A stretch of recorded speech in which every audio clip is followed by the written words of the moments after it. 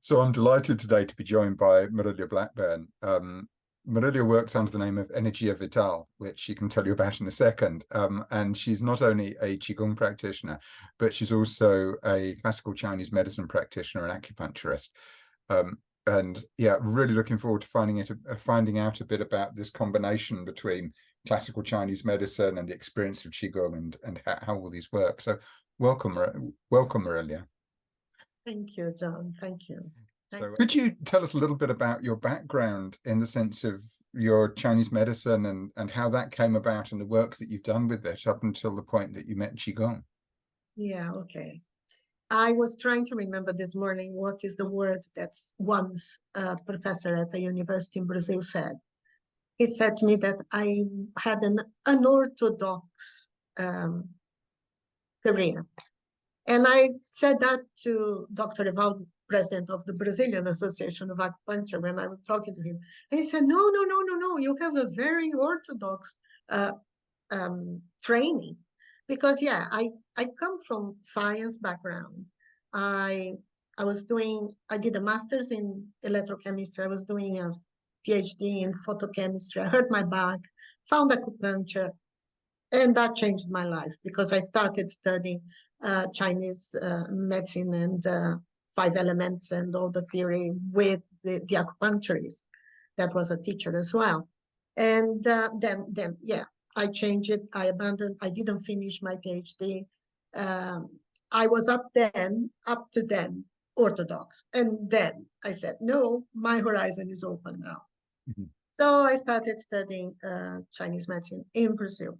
Acupuncture. I don't do the herbs. I do acupuncture. That was 33 years ago, more or less, 32. And I came to England 22 years ago because I married an English bloke. That's that. So I've been practicing. It took a little while I was getting used to the language and the culture. And then I started with my acupuncture clinic, Energia Vital. By the way, it's Energia Vital, acupuncture clinic, and holistic therapies. Because I used to do other therapies as well, Reiki, massage, flower essences. I still do tech, that is kinesiology plus flower essences. And yeah, I kept, and I studied nutrition. I did a master's here in the UK, finished in 2000. Yeah. But I did master nutrition in university here because I wanted to get more knowledge on nutrition because there is the diet aspect of Chinese medicine. So then came the pandemic. I finished nutrition in 2019. I thought at the beginning of the pandemic, yes, I will put all that in my business and I will do acupuncture and nutrition. And now outside my door here in the office is acupuncture clinic and Qigong. No, acupuncture and Qigong. So the nutrition is not there because the pandemic came and then you came and that's it. I've learned Qigong. I trained with you. And my life changed again. It's so amazing. We keep changing. It's so good now. I love that. So, yeah, I practice acupuncture. I practice still some other therapies when needed, when I feel my patient needs that.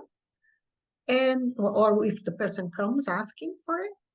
And I teach Qigong. Mm-hmm. Yeah. I'm always intrigued by this term holistic. I think it's a fascinating term, and I think it's widely, well, I think it's used badly. I think that the nature of it points to something that is really, really important, but quite often it gets quite limited in its definition. And so, yeah, when we talk about holistic, my personal feeling, and I am going to climb on my soapbox here. I'm sorry, I can't help it. My personal feeling is that if you look at the root of the term, you look at the Greek term holo or holon that sits behind it. There's an idea that it's a complete functioning part of a larger system. So we can look at that from the point of view of, we can look at the way the body works from a conventional medicine perspective. So you'd have a cardiologist, you'd have a renal person, you'd have specialists in respiratory systems. And all of these systems work together in order to create the whole of the body.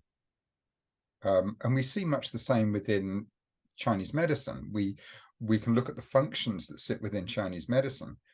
But one of the things that I think is really interesting is that we don't tend to look beyond the body with holistic therapies. We don't tend to look at that space of, well, how do we respond emotionally in different situations? What is the nature of relationship? What is the nature of these larger sort of what we would call chi fields?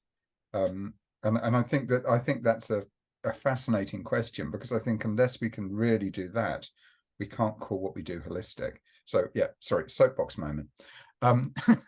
But I'd just like to sort of pick that up, because you're quite specific about saying you practice classical Chinese medicine and not traditional Chinese medicine. And I was wondering if you can talk a little bit to the differences between the two systems and the origin of the system and the way that sort of the way they've evolved over time. Yeah.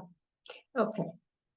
I will use my always careful, no, not always, Don't be careful. careful way Be blunt. of talking about it. No, okay. Classical Chinese medicine, talk about the classic books, come from Taoism, the origin of Chinese medicine. And then there are books like the Yellow Emperor, there is the Nanjing with the difficulties, and there are so many classic books from, oh, I can't remember all the dynasties, but yeah, I don't memorize names. In Portuguese and English, let alone in Chinese, I can't read. But yeah, we look at, and that's how I see Chinese medicine also, as very holistic, classic Chinese medicine, because we look at prenatal heaven, that is before conception. We look at the 5 organs, 5 movements or 5 elements. It's more than 5 organs, but the 5 elements, 5 movements. And then both what you easily find on, when you Google, you see there this 5 picture with these 5 blobs and all the elements. But beyond that, we could say there are the 5 spirits, the Sheng, and then the Sheng is this big umbrella where the emotions or the spirits of the other elements are under. Then that is looking at the emotional interaction and how emotions can cause symptoms in the physical body.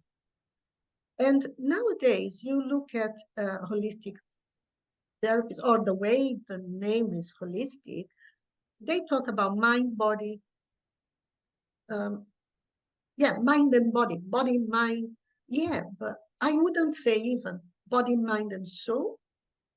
In the way I see, the way I work, it would be more body, soul, and spirit, because there is this energy, there is this, if we look at Hunyuan Qi or entirety theory coming from Zhineng Qigong, that I already had all the concept, but not the names before I met Zhineng Qigong. There is this power, that is the Tao, and that is always there. That is always at our disposal. That is always, the energy is always flowing through our body. And we are oblivious to that until we look into a therapy when Western medicine fails. Then I mentioned Western medicine. Okay. In the 70s, there was this big change, and Chinese medicine started to be Westernized. I'm not going into details, I don't need to. Mhm. There was the Westernized of the medicine that was practiced. Nobody would talk about the Tao anymore. But acupuncture became famous. In the 70s, there was that visit of Americans to China, and a guy was ill and went to hospital, I think it was appendicitis, and had acupuncture as anesthetic, and wow, what's that? Then, yeah, it's a good thing. Let's keep acupuncture in our hospitals, and let's take this to the world. Mm. More or less at that time is the birth of traditional Chinese medicine. Then that's the difference. In Chinese medicine, in the training I have, we look at the regions, and then we look at the 5 elements, and then we look at the energy or the emotions involved in the 5 elements. We look at the seasons. Nature is so important in Chinese medicine concept. We are always observing nature um, in the 5 elements, and then there is the 5 animals, and then we can go to Chinese astrology. It's not just the animal of the year. You have the stems and branches that are in the root of that. You have the hour, the day, the month, the year. You have all those calculations, all those things that you can find if you look into it. And that is Chinese medicine still. So Yeah. Chinese medicine brings the well, there are different levels, I think, that you can use it for healing. You can pause me anytime if you want to ask something, because I Well, started. actually, I was going to jump in because I think it is a really interesting piece about the way that what we know as traditional Chinese medicine came about, and I think this is true of so many systems, and I think it's also true. I mean, it's obviously going to be true of the way that I teach Qigong, because as a Westerner, we teach in a culturally appropriate way. So therefore, we tend to take systems that have got this amazing depth that you're talking about and make them appropriate for the people that we work with. Now, it's not dumbing it down, it's making it appropriate. But quite often what we do in making it appropriate is that we find that there are certain things that no longer really fit with the society that we interact with. So when you talk about traditional Chinese medicine working alongside Western medicine, it's like these two Venn diagrams meet. And somewhere in the middle, there's this little bit, that's the bit that we can actually talk about. The bit over there we can't talk about because that's conventional medicine, that's Western medicine. Oh no, we don't understand that as TCM people. And the bit over there is TCM, and the conventional medicine practitioners are going, oh no, we don't. So we end up with these like small bits of coherence between systems. And what we should really be doing is looking at the bigger picture that you're talking about, which is this idea of actually within conventional medicine, within traditional Chinese medicine, within classical Chinese medicine, within all of these systems, there is this rich background that will actually answer some of the questions that we don't think are answered within the systems. And I love the fact you talk about the seasons. You know, I was trained in Qigong. My first teacher training was around elemental Qigong. And it was laughable because we'd go to a basement in London with no windows in order to practice seasonal Qigong practices. And you're like, why don't we just go outside?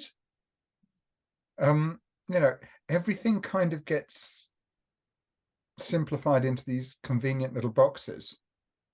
And I think that's the way that we are in the West. So sorry, I've just completely gone off on one there, but I'm going to come back to you because I know that there is a difference within the five elements, and you've spoken about the way five elements are represented within traditional Chinese medicine, with all five in a circle. And then we have the constructive and the control cycles, lots of arrows everywhere, and you draw the five-pointed star and everyone goes, oh, look at that. And yeah, but that's not the way it works within classical, is it? Within classical Chinese medicine, there's a slightly different way of working with them. Could you just say something to that? Yeah, that diagram is very good when you want to go to specifics on the five elements. For example, in classic Chinese medicine, we use the Su point or Shu point. I think the pronunciation, I've learned all the time SU, but it's SHU. Then the other points from the tip of the fingers to the elbows, tip of toes to the knees. Those are the points connected with the five elements. And how you use them is how they interact on those cycles. And you have points that typically they tonify one energy and deplete the other. Remember, it's a closed system. So when you bring more energy to one, you are removing it from somewhere else. And when you decrease the energy of one, you are sending it somewhere else in that closed system. So you don't lose energy, but you move energy. But there is this point of seeing the earth element as the element of the center. So it would be like wood, fire, earth, metal, and water, making a cross. And the earth element becomes the element of the center. Also, because the earth element that has the spleen, pancreas meridian and the stomach meridian. See, I don't say only the spleen meridian, but the spleen, pancreas meridian and the stomach. And in Zhineng, there is a complication on that, but leave it for another conversation. Yeah. But when you look at the earth as the element of the center, the earth transforms energy from what you eat to energy that distributes through the meridians. So when you start looking at the earth as the element of the center, you can use that as a transitional point between the four seasons, because that is the fifth season. Then there are so many nuances in Chinese medicine. Is sometimes difficult for you to feel where did that really come from? So I see that some other schools that use five elements don't talk about using the points according to the seasons, because the seasons would count different, because you have a fifth season as 18 days in between the others. So there are simplifications that you can do and the system still works. So it's a bit crazy. That's why I think people that are not inclined to accept Chinese medicine, we know they exist. They would look and say, no, that is illogical. Yeah. Your logic may not apply to that. Yeah. Let's study it. Don't say, oh, I don't believe that acupuncture works. Yeah, I don't believe that acupuncture works. I know, I studied it. Yeah, yeah. I remember one of the teachers that I trained with many years ago practiced what he called single needle acupuncture. And he spoke about the idea that actually it didn't matter where you put the needle, it was the intention with which you put it in that made all the difference.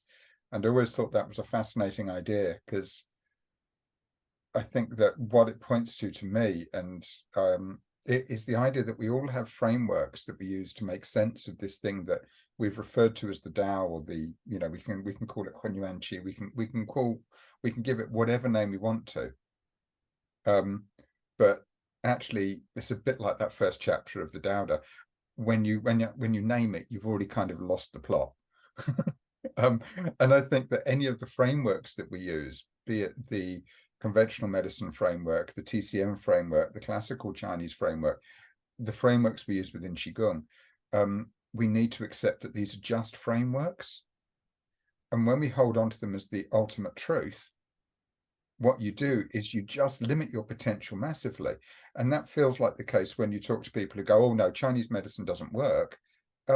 Okay, you're saying your framework does, and that's fine, but you're now just in that side of the Venn diagram.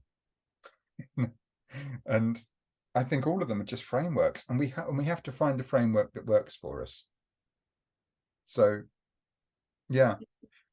So sorry. I was going to say on that sort of idea, I was going to throw something at you, but you may want to say something else, so please feel free if you do. I was going to ask what your experience of coming into Zhineng Qigong was like when you already had these amazing frameworks, not only of classical Chinese medicine, but as you've already alluded to, you've got a whole load of other holistic therapies and nutrition pieces in there. What was that meeting of frameworks like for you? What was the impact of that? I used to say the phrase I was going to say when you were talking about, oh, you are then only there. We needed to find something that we needed to open up. And the phrase I was going to say is, that is where Zhineng came in my life. I felt freedom when we just say, open, release, let go of what doesn't serve you anymore. That's fantastic. Mm. This latchy thing of, okay, I empty, and let Hunyuanchi come in. Mm-hmm. Let my true self flourish now, because I'm not limiting myself by secondhand information anymore. borrowing your teaching. Yeah, anyway. So, Chinese medicine in its origin, classical Chinese medicine, is very holistic, because you look at it has different approaches inside, different techniques that you can still develop them. For example, coming into a one needle. And there are different levels of healing inside. You have the meditation. You have the meditation can come via Qigong. We can say Tai Chi. Mm-hmm. I know that we are more inclined to the Qigong, but yeah, you have, let's say, Tai Chi using the Qigong to harness Qi. You can heal on that level. And then you have the diet. Use the knowledge of Chinese medicine on the energetics of food, and you can heal using the diet, the right diet. And then you can use the herbs, and then you can use the needles. So I already knew that all those were part of Chinese medicine. And I did study Qigong and Tai Chi at the beginning. And I remember one of my teachers from the Brazilian Acupuncture Association. I remember him saying to me, at the time I had bad back, that was what took me to acupuncture. And I told him, oh, I started doing Tai Chi. And he said, yeah, if you one day you are in pain and you feel you can't practice, just sit down near to them, watch the group, imagine you're doing the exercise, just stay in that environment, stay in that field, in that energy field, and you will benefit. There was even a gentleman there that I would meet him in the clinic of my teachers, and he would always come with his wife, and he would have acupuncture. And I never heard her saying, I'm going to have acupuncture. And I asked her, why is it that Paulo, your husband, has acupuncture and you don't? And she said, I sit by his side. I am having acupuncture. I benefit as much as him from his session. She was in the energy field. She was in a room where acupuncture was practiced. So you start to see this beyond the body kind of effect. Mm. So I moved to England. I did Tai Chi here, and then there was an emphasis to Qigong at the beginning, and I found amazing. But then the teacher retired, and he was local to me, and I didn't find another teacher then. Years passed, and I'm still that like looking into what else, what other tool can I put in my toolbox. I stopped that now. I found the one. Yeah, I have been tired. Well, I'm going on for some time. Come on, You've got a look at big the gray. toolbox. Yeah. So I found during the pandemic, the College of Medicine. We have to mention them. Mm. Your teaching there, and when I start saying, hang on a minute, this guy is really on the track that I want to follow. And now, when you talk about one needle, your friend, that the person you met that said, use one needle technique. One day when I grow up, I think I would love to be to that point of I'm doing acupuncture with no needle. Mm. Because the intention, the energy field created by the acupuncturist, the intention when putting a needle, the intention when and the merging of the energy field, the chi field of the acupuncturist and the client, patient, whatever you want to call, that gives an understanding. And then you, with all your toolbox, you can use the technique to help that person. And this is more or less, I still put in needles. And I'm very gentle, by the way. I don't cause the chi, the body causes the chi. I don't twist the needle until the person says, ouch. The person says, ouch, if there is a release when I put the needle. I'm very gentle. I put the person there, put the needles, and then I guide them through a nice relaxation where I talk about the connection between heaven and earth, yin and yang, flowing into the body, the energy flowing. Please relax your body. Release, let go. That is our Qigong teaching. And I allow then the person to relax while the needles do their job. And I really see very good results. So for me, Zhineng Qigong came to wrap up. And now I feel that I have a good framework to work. And I really just would like more people to experience that. Other acupuncturists should learn and practice because it just enhances our practice. Mm. Yeah, I'd completely second that, not from the point of view of I think all acupuncturists should do Qigong, but also from the point of view of I think that there is, again, these two Venn diagrams, the understanding that exists within acupuncture, the understanding that exists within herbal medicine.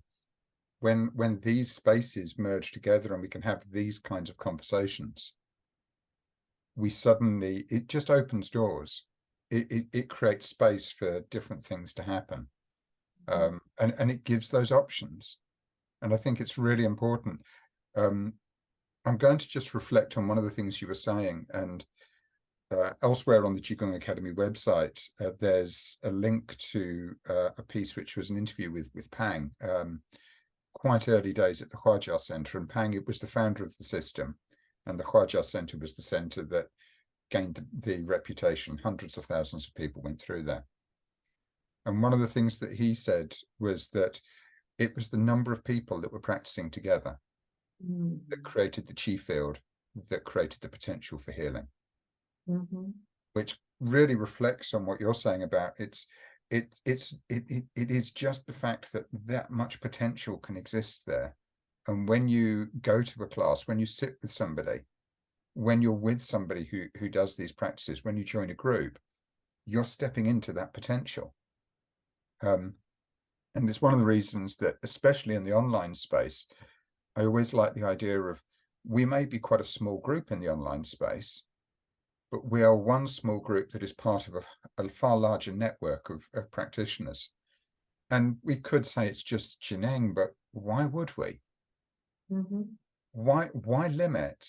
Why not just say anybody? Why not say anybody in a similar practice? There is so much potential in this idea that, you know, spending time with people will inspire you. It'll enlighten you. It'll help you let go of all the preconceived ideas and bigotry and all the rest of the stuff that we tend to carry around. But yeah, I'm a man of that age. I admit it. I'm a bigot. But yeah, it's a really interesting piece that it is just about these spaces of letting go. And so yeah, I really appreciate your reflections on those as well. So just before we draw to a close, we haven't said where you're based. We haven't said how to get in contact with you. And also, I'd like people to know about the amazing Qigong classes that you do as well. Okay. Thank you. I'm just a beginner as a teacher, really a beginner. As are we all, I would say. Yeah, I'm based in Congleton in Cheshire, and that's where the clinic is. I live nearby, and I'm in this big, huge mill. I moved here in November. Not long after I started teaching Qigong, teaching Zhineng, because I wanted somewhere where I would be the clinic in the ground floor and where I would have a space where I could teach. And there is a boardroom here. And it's quite nice because it's different energy. You've been here, you saw. I just push the tables to one side and have that big room. And I teach on Wednesdays from 5:30 to 6:30. And yeah, as I said, I'm a beginner and I want to carry on and maybe teach more. And well, I still needed to study more. I wanted to carry on engineering in all the other levels. I'm teaching basically lift up, put you down with some other exercises. I borrow a little bit of body mind to help with relaxing and moving energy through the body. And sometimes I do a one-to-one or two people in my office. If there is an office on ground floor coming up, I might get a bigger one. I don't know. It would be nice. But yeah, and I don't do much online. I might start, but yeah, through my website, energiavital.co.uk. People can find me. Yeah. Excellent. I'll put a link in to the website in the description for the video. And I'd just like to throw one last thing in before we draw to a close, which is level 3 of the practice of Zhineng is the 5 organ method, which is very much within the 5 elements. And Marilia and myself have had these amazing conversations about understanding of the 5 elements, because my training is traditional Chinese medicine, yours is classical Chinese medicine, but there's these interactions that I feel as if we need to have conversations around this. And so if it's something that you're interested in, if you'd like to be part of a conversation around how 5 elements work, this is something that we would love to get going. We'd love to start. And so that's 5 elements from the perspective of Zhineng Qigong, but also from the perspective of all the other variations around it, because the more we can understand about all of the sort of bigger perspectives, the more we're likely to actually understand what this 5 elements really means, as opposed to the conversation of, you know, my dad's bigger than your dad, my system's better than your system. I'm not interested. Let's have an open conversation. And so I look forward to that happening. And yeah. Yeah, it would be great. We would like people to join the conversation. And you don't need to be an acupuncturist to know details of 5 elements. And it would be interesting to have more understanding of all the intricacies, because it's not just 5 elements, 5 emotions. They develop. There is no good emotion, bad emotion. They are all present and they are all transforming into each other. And it's such a beautiful system. And using Zhineng and level 3, that I started reading and studying, and I said, I'm very much into, well, I work with healing, and I am fascinated by it. So yeah, it would be, yeah, we are looking forward to having a group. Yeah, I'll put something at the bottom to actually say how to get in contact so that we can start that conversation, or so you can join in the conversation once it's started. So thank you very much, Marilia. I really appreciate your time. I really appreciate your understanding as well. Thank you for the chance to speak. But Anytime. don't start me, I can't stop. I'm going to have you back and ask you questions about all kinds of other things. Okay. Well, Thank you. thank you very much. Take care. Take care. Bye bye.